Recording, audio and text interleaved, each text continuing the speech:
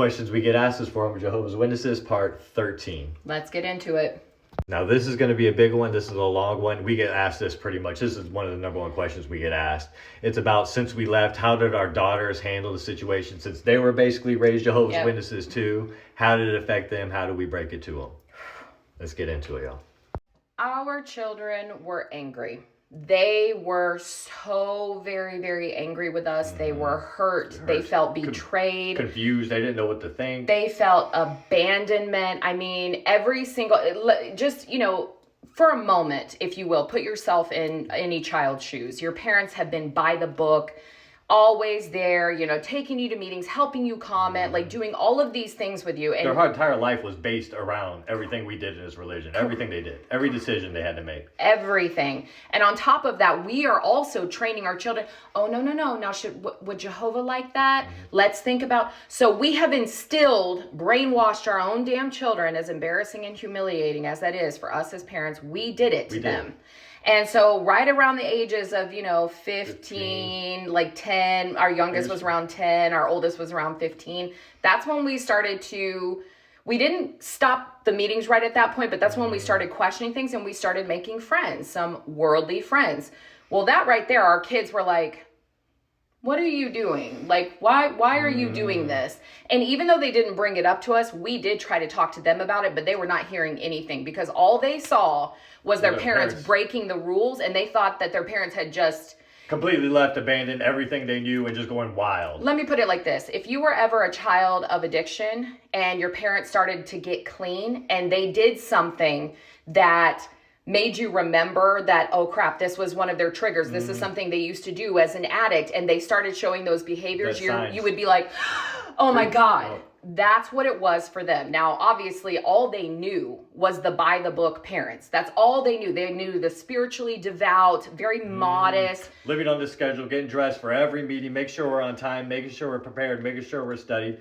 That's all they knew. That wasn't happening anymore. So when we started to kind of stop going to the meetings and stop listening, and we started talking differently, we were asking questions. We were like, but why do they do this? And they immediately were like, our parents, Satan's got our parents. Satan has our parents. And they were scared, and kind of rightfully so. Absolutely rightfully so. So with that came a lot of anger. That came a lot of sadness. That came a lot of bitterness. They truly felt betrayed by us, which was awful. It took years. We're still having to work on We are still deconstructing. I mean, we're grown adults, and it's been 2 years since we've stepped foot in Kingdom Hall, and we are still very messed up. Our kids, it took them, let's see, so around 15, she's now 19. She is just now, probably around the time that she was 17, almost 18, was when she started to kind of understand, and she softened a little bit. She struggled with depression when we were making the transition. It was so hard.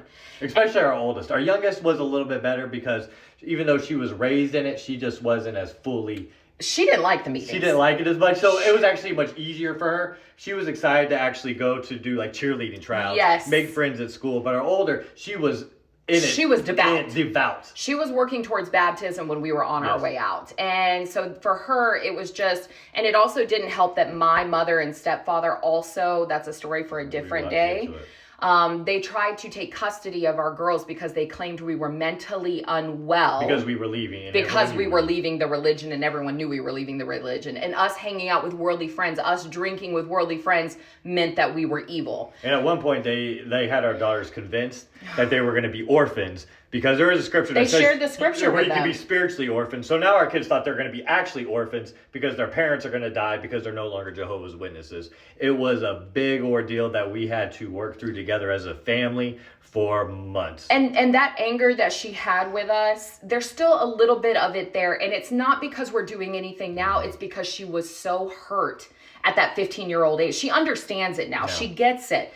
We talk about it regularly, and she's like, yeah, I don't know how you guys did this for so long. She talks about it, she gets it, but there's still some anger that's still there that we're still... And she still has connection to people from, Jehovah's Witnesses. My parents especially, she's very close to them. So she has a little bit of, back. She doesn't want to hurt them But she no longer wants to be part of Jehovah's Witnesses. Let's put that clear. Yeah. She no longer wants, but she still kind of has that love and affection for people there. So we're all working on that together. It really sucks because his parents have no desire to want to speak to him. As a matter of fact, they've called him a disappointment. They won't even fucking look at in his direction anytime he comes around, which is hurtful enough for him. But then for our girls, they have a different side of it because, grandparents are always different with the grandbabies. And our oldest she's kind of romanticized who they are. Mm-hmm. They are good people, but who she knows is not who we grew up with.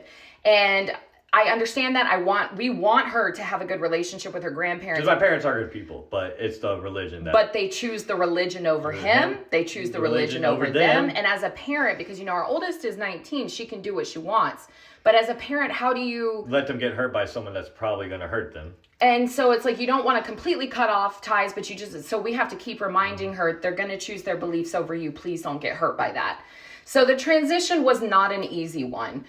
Was it better for them in the long run? Oh my God, they're thriving. Yes. They are thriving now. But it was a very, very hard transition for all of us. And honestly, the whole process, originally, there's so much deeper stuff we could talk about, but it's going to be a podcast. Absolutely. But this is the basic answer to the question we can give y'all. So they're doing wonderful now, but it was a very tough transition.